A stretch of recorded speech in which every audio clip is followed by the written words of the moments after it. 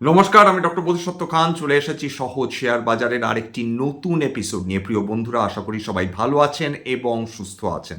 আজকের 22শে ডিসেম্বর সোমবার বাজার একটা স্বতঃস্ফূর্ত র্যালি দেখলো। প্রায় সমস্ত সেক্টর জুড়ে আমরা একটা পজিটিভ মুভমেন্ট দেখলাম। বোঝা গেল যে বিনিয়োগকারীরা তারা মন খুলে বিনিয়োগ করতে পেরেছেন বা বিনিয়োগ করতে চেয়েছেন বলা যেতে পারে। বিভিন্ন সেক্টর, কোনো সেক্টর যে আজকে নিরাশ করেছে সেরকমটি কিন্তু আজকে ছিল না। আজকে বিভিন্ন সেক্টরের মধ্যে প্রথমে শুরু করি নিফটি। দেখুন, নিফটি খুব কনভিনসিংলি 26,150-এর ওপর বন্ধ হয়েছে, অর্থাৎ 26,172.4 পয়েন্টে বন্ধ হয়েছে। 0.79% উত্থান, 206 পয়েন্টের উত্থান নিয়ে। সেন্সেক্স 85,567.48 পয়েন্টে বন্ধ হয়েছে, 638.12 পয়েন্টের উত্থান, অর্থাৎ 0.75% উত্থান। এছাড়া নিফটি আইটি, সেইটা আজকে দুর্দান্ত মুভমেন্ট, 2.06% উত্থান। স্মল ক্যাপ নিয়েও অভিযোগের কোনো জায়গা নেই, 1.12% উত্থান। এছাড়া মিড ক্যাপ 0.86% উত্থান, নিফটি অটো 0.82% উত্থান, বিএসসি মেটালস 1.32% উত্থান। এখানে মনে রাখতে হবে যে আজকের বিভিন্ন মেটাল স্টকস তারা তাদের 52 সপ্তাহে নতুন উচ্চতা ছুঁয়ে গিয়েছে, বহু মেটাল স্টকস। এছাড়া বিএসসি হেলথ কেয়ার 0.72% উত্থান। বিশেষভাবে একটু আলোচনা করা যাক হচ্ছে হিন্দুস্তান জিঙ্ক নিয়ে। এই স্টকটিতে নিরন্তর র্যালি চলছে। কতখানি র্যালি হয়েছে বিগত এক মাসে র্যালি করেছে 32.34%। মাত্র এক মাসের মধ্যে 32%-এর বেশি উত্থান দেখেছে হিন্দুস্তান জিঙ্ক নামক কোম্পানিটির স্টক। হিন্দুস্তান জিঙ্ক আজকে র্যালি করেছে 3%-এর ওপর। ইয়ার টু ডেট, অর্থাৎ গোটা বছর 2025-এ আজকের অবধি 36.6% এবং বিগত 3 বছরে 89.41%। পি রেশিও এখনও রিজনেবল, ট্রেডিং যদিও 24.26।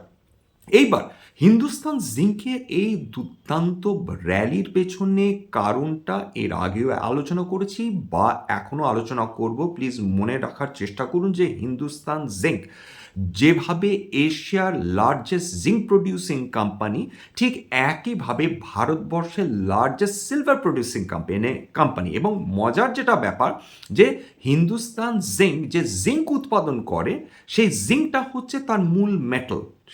এবং জিঙ্ক এবং লেড যেটা হিন্দুস্তান জিঙ্ক উৎপাদন করে, সেটা কিন্তু এই জিঙ্কের বাই প্রোডাক্ট, অর্থাৎ সবচেয়ে গুরুত্বপূর্ণ হচ্ছে জিঙ্ক, তারপর তার বাই প্রোডাক্ট হিসাবে যেটা উৎপন্ন হচ্ছে সেটা সিলভার এবং লেড। এখানেও মজার ব্যাপার যে সিলভার প্রোডাকশনের দিক থেকেও হিন্দুস্তান জিঙ্ক ভারতবর্ষের সবচেয়ে বড় কোম্পানি ইন টার্মস অফ উৎপাদন। এবার মজার ব্যাপার কি দাঁড়ালো তাহলে, যে রুপোর দাম তো আকাশ ছুঁয়ে গেছে। বিগত কাল আমি যে সোনা এবং রুপোর ইটিএফ নিয়ে আলোচনা করেছিলাম, সেখানে আপনারা বুঝতে পারবেন যে কেবলমাত্র যদি 2025-এ দেখেন, সেখানে 2.5 গুণের বেশি এই সিলভারের দাম বৃদ্ধি হয়েছে প্রতি কিলোতে। অর্থাৎ এক বছরে যেখানে শেয়ারও 2.5 গুণ যদি আমরা রিটার্ন পাই, সেটা আমাদের কাছে অস্বাভাবিক মনে হয়, সেখানে সিলভারের দাম স্বতঃস্ফূর্তভাবে বৃদ্ধি পেয়েছে। এবং আজকের দিনে 22শে ডিসেম্বর সিলভারের স্পট প্রাইস চলছে 2,19,000 টাকা। ঠিকই শুনেছেন, 2,19,000 টাকা। আজকের 5,000 টাকা প্রতি কিলো দাম বেড়েছে।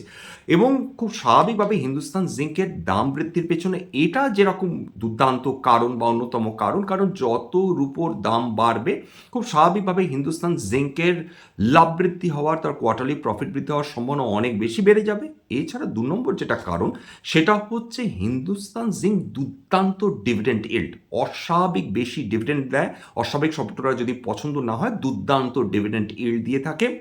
এত বৃদ্ধি হওয়ার পর শেয়ার দর সেটা এখনও কিন্তু প্রায় 4.9%-এর কাছাকাছি, তারা কিন্তু 4.78% ডিভিডেন্ড ইল্ড দিচ্ছে। অর্থাৎ মানে প্রতি 100 টাকা বিনিয়োগ করলে একজন বিনিয়োগকারী অন্তত 4.78 টাকা তারা ডিভিডেন্ড হিসাবে রিটার্ন পেয়েছেন কেবলমাত্র বিগত এক বছরে।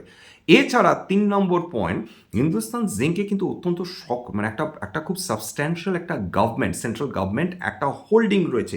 কত? 27.92%। অর্থাৎ মানে প্রায় 4 ভাগের, হিন্দুস্তান জিঙ্কের 4 ভাগের 1% মালিকানা কিন্তু এখনও ভারত সরকারের কাছে। এর ফলে যেটা দাঁড়ায় যে এই কোম্পানিটার ম্যানেজমেন্ট কিন্তু নয় ছয় করার কোনো জায়গায় নেই, কারণ গভর্নমেন্টের অ্যাক্টিভ নজর রয়েছে কিন্তু এই কোম্পানিটার প্রতি। যদি কোনো কারণে একটা কোম্পানি, অন্য কোনো কোম্পানি যদি প্রমোটার হতো সেক্ষেত্রে তাদের সেই সুযোগ থাকতো। এই ক্ষেত্রে হিন্দুস্তান জিঙ্কের ক্ষেত্রে কিন্তু গভর্নমেন্ট অ্যাক্টিভলি প্রেজেন্ট থাকার ফলে হিন্দুস্তান জিঙ্কের এরকম কোনো সম্ভাবনা প্রায় নেই বললেই চলে। সুতরাং গভর্নমেন্টের প্রেজেন্স যে সেক্টর বা যে কোম্পানিটা থাকবে, আপনারা নিশ্চয়ই বুঝতে পেরেছেন বিগত 4-5 বছর ধরে বিনিয়োগকারীরা সেই কোম্পানির প্রতি বেশি ভরসা দেখিয়ে চলেছেন। প্রথম কথা, এটা কোনো ধরনের কিন্তু রিকমেন্ডেশন, সাজেশন বা অ্যাডভাইস নয়, কেবলমাত্র যেটা ঘটেছে বা যেটা ঘটে চলেছে সেটাই আপনাদের সামনে তুলে ধরছি। সবসময় কোনো স্টক স্পেসিফিক যদি কোনো প্রবলেম হয়, নিজের সেবি রেজিস্টার্ড ইনভেস্টমেন্ট অ্যাডভাইসারের কাছে পরামর্শ নেওয়ার চেষ্টা করবেন বা নিজের রিসার্চ করবেন, সেক্ষেত্রে আপনারা উপকৃত হলেও হতে পারে। এবার দেখুন, Hindustan zinc return on capital employed এবং রিটার্ন অন ইকুইটির দিক থেকে গোটা যদি দেখেন ভারতীয় শেয়ার বাজারের বাদশা, একদম সহজ ভাষায় গোটা ভারতীয় শেয়ার বাজারের বাদশা। Return on capital employed 60.71, return on equity 72.4, এতটাই দুর্দান্ত এই কোম্পানি।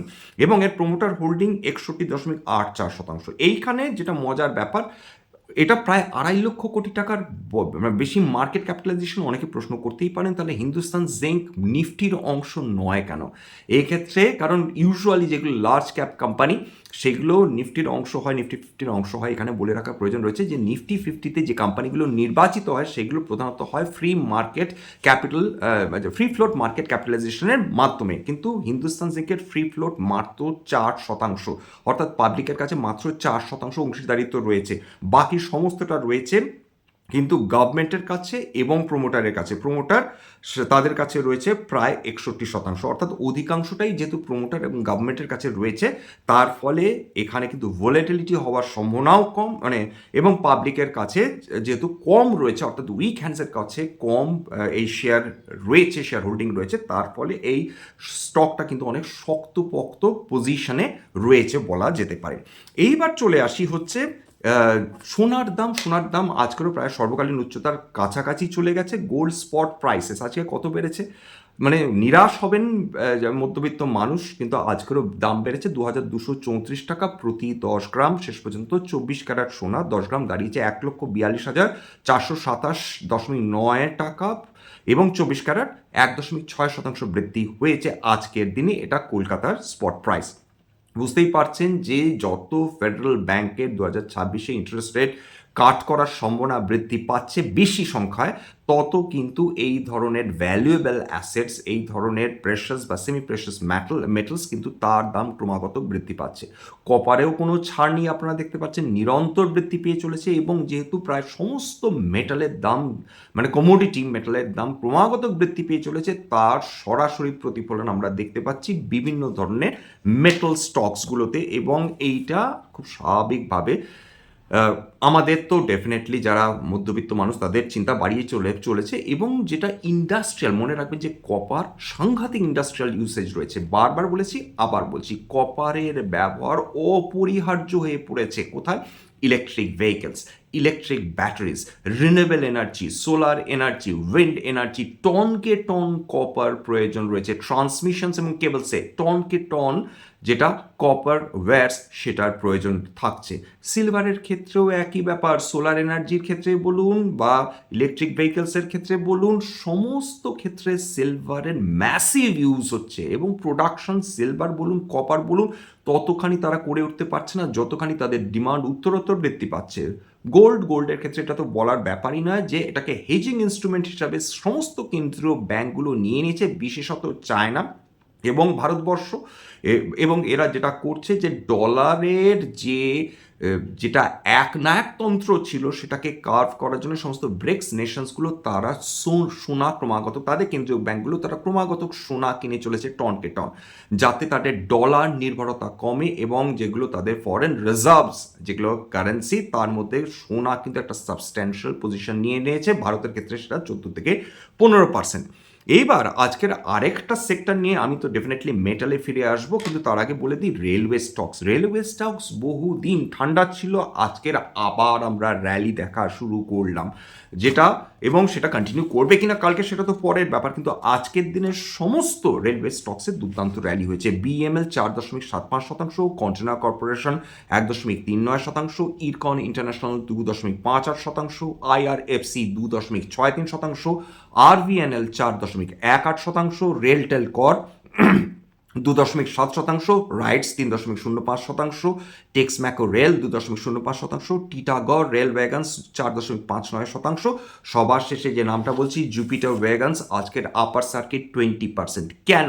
তার পেছনে একটা স্পেসিফিক কারণ রয়েছে। কি সেই কারণ? সেটা হচ্ছে জুপিটার ওয়াগনসের যে মালিক, তাদের নাম হচ্ছে তাত্রা ভাগোনকা। তাদের আগে প্রমোটার হোল্ডিং ছিল 18.69%, সেইটা সম্প্রতিকালে তারা 135 কোটি টাকা নিজেদেরই শেয়ার তারা খোলা বাজার থেকে কিনেছে এবং তাদের স্টেক বৃদ্ধি হয়ে দাঁড়িয়েছে 19.24%।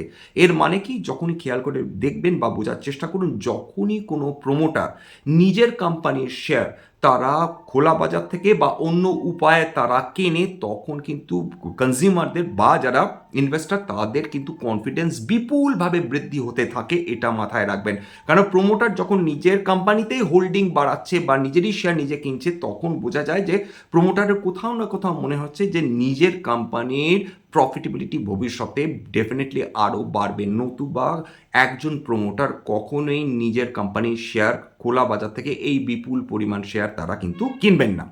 এবার চলে আসি যে এই যে মাফ করবেন, জুপিটার ওয়াগনস এরা করেটা কি, রেলওয়েতে এদের কন্ট্রিবিউশন কি? এরা ফ্রেট ওয়াগনস তৈরি করে, প্যাসেঞ্জার কোচেস তৈরি করে, কাস্ট ম্যাঙ্গানিজ স্টিল ক্রসিংস প্রভৃতি এরা তৈরি করে থাকে। আরেকটা ভালো খবর, সেটা হচ্ছে ভারতবর্ষের সঙ্গে নিউজিল্যান্ডের ফ্রি ট্রেড এগ্রিমেন্ট হয়ে গিয়েছে। 95% ভারতীয় যে পণ্য রয়েছে সেইগুলোর ওপর নিউজিল্যান্ড কোনো ধরনের ট্যাক্স বসাবে না, এবং নিউজিল্যান্ডের যে দুগ্ধজাত পণ্য যেটা ভারতবর্ষে আসে সেটার ওপর কিন্তু ভারতবর্ষ তারা কিন্তু ট্যাক্স বসাবে।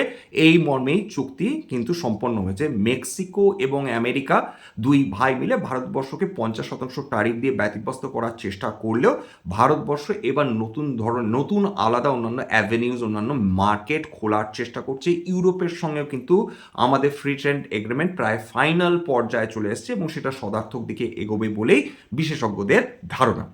আরেকটা গুরুত্বপূর্ণ জায়গা সেটা হচ্ছে ইসরায়েল, জার্মানি, মাফ করবেন, সেটা হচ্ছে স্পেন, বেলজিয়াম এবং নেদারল্যান্ডস থেকে তারা কিন্তু কোনো ধরনের কিছু ইম্পোর্ট করতে পারছে না। তারা যে ওয়েপন্স তৈরি করে, সেই ওয়েপন্সের জন্য যে যন্ত্রাংশ, সেটা স্পেন, নেদারল্যান্ডস তারা একদম সরাসরি বলে দিয়েছে, এবং বেলজিয়াম বলে দিয়েছে তারা কোনো ধরনের ইসরায়েলকে কোনো ধরনের তারা যন্ত্রাংশ তারা বা মানে যে স্পেয়ার পার্টস এই ডিফেন্স ইকুইপমেন্টসের জন্য তারা সরবরাহ করবেন না। এবং মজার ব্যাপার যেটা দাঁড়াচ্ছে যে দ্বিচারিতা বা হিপোক্রেসিটা কোথায় ইউরোপীয় দেশগুলো, একদিকে তারা বলছে তারা ইসরায়েলে কোনো ধরনের এই ডিফেন্স ইকুইপমেন্টসের যে স্পেয়ার পার্ট সেটা তারা এক্সপোর্ট করবে না, অন্যদিকে ইসরায়েলের মানে যে ডিফেন্স ইকুইপমেন্ট সেইগুলোর জার্মানির ক্ষেত্রে বা অন্যান্য ইউরোপীয় দেশগুলোর নিতে কোনো আপত্তি নেই এবং তারা রীতিমতন ইসরায়েলি ওয়েপন্সগুলো কিনে থাকে। এটা হচ্ছে মজার। তাহলে ইসরায়েল এক্ষেত্রে কি করবে? ইসরায়েল ভারতবর্ষকে একটি অল্টারনেটিভ মার্কেট হিসাবে দেখছে, একটি অল্টারনেটিভ ম্যানুফ্যাকচারিং হাব হিসাবে দেখছে। তার কারণ এখানে cheap labour cost, massive industrial মানে স্কেলের গ্রোথ হওয়ার সম্ভাবনা পসিবিলিটি রয়েছে, এবং ভারতবর্ষ একটি বন্ধু দেশ। এই সমস্ত ব্যাপার বুঝে ইসরায়েল ভারতবর্ষতে ফরেন ডিরেক্ট ইনভেস্টমেন্ট করতে চাইছে। এর ফলে মেক ইন ইন্ডিয়া ইনিশিয়েটিভ একটা বুস্ট পাবে। ফরেন ডিরেক্ট ইনভেস্টমেন্ট হলে আমাদের ভারতবর্ষে ফরেন কারেন্সি এলে সেটা ডলারের খরচ বা কস্ট অফ ডলার মানে রুপির সঙ্গে রুপির সাপেক্ষে সেটা কমাবার কাজটা ভালোভাবে করতে পারে বলে বিশেষজ্ঞদের ধারণা। এবং অলরেডি আপনারা জানেন যে ভারত ফর্জ, আদানি এরোস্পেস এদের সঙ্গে ইসরায়েলি বিভিন্ন যে কোম্পানিগুলো রয়েছে তারা ডিফেন্স চুক্তি বা ডিফেন্স প্যাক্ট কিন্তু তারা অলরেডি করে ফেলেছে। এই তথ্যটা আমি নিয়েছি defense.in থেকে।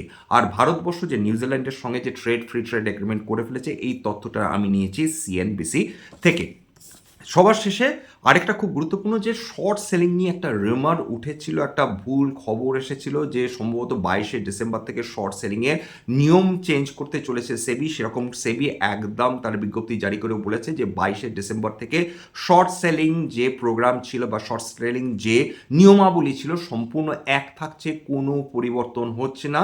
ফলে মিডিয়া যে রিপোর্টটা করেছিল সেবির বক্তব্য অনুযায়ী সেই রিপোর্টটা ভ্রান্ত বা ভুল, সেটা যারা ইউজুয়ালি যারা মানে যারা মানে ইন্ট্রাডে যারা ট্রেড করে থাকেন বা যারা ট্রেডার্স তাদের জন্য এই খবরটা কিন্তু খুব গুরুত্বপূর্ণ, এটা বলা যেতে পারে।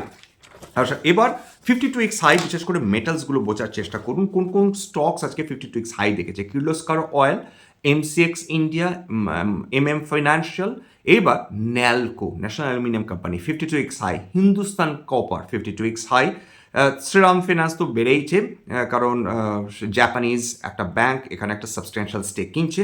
এছাড়া ইউনাইটেড ফসফরাস সেটা আজকে 52x হাই, আর cable, Ashok Leyland, Laurus labs, এছাড়া Hindalco, Maruti Suzuki, TVS motor, Bharat forge, JK tyres, Phoenix mills, Vedanta, federal bank, Canfin homes প্রভৃতি। তার মানে বেদান্ত থেকে শুরু করে, হিন্দালকো থেকে শুরু করে, ন্যালকো থেকে শুরু করে, হিন্দুস্তান কপার থেকে শুরু করে সমস্ত মেজরিটি মেটাল স্টকস তারা আজকে 52 সপ্তাহে উচ্চতা ছুঁয়ে ফেলেছে। আজকে এখানে শেষ করছি। আশা করি এই এপিসোডটা আপনাদের ভালো লাগলো। যদি এই ধরনের এপিসোড আপনাদের ভালো লাগে প্লিজ একটা লাইক দেবেন, প্লিজ সাবস্ক্রাইব করবেন, এবং যদি সত্যি মনে হয় আমাদের বাঙালি ভাই বোনদের জীবনে একটুখানি ভ্যালু অ্যাড করতে পেরেছি প্লিজ নিজে গ্রুপে শেয়ার করে দেওয়ার চেষ্টা করবেন। স্ট্যান্ডার্ড ডিসক্লোজার যে কোম্পানিসগুলো নিয়ে আলোচনা করলাম হতে পারে তার মধ্যে কয়েকটা কোম্পানিতে আমার বা আমার পরিবারের ভেস্টেড ইন্টারেস্ট থাকতে পারে, ভবিষ্যতে যদি নতুন করে কিনি বা বিনিয়োগ করি আগাম বিজ্ঞপ্তি দিয়ে কিনতে বা বিক্রি করতে পারবো না। আজকের জন্যে নমস্কার।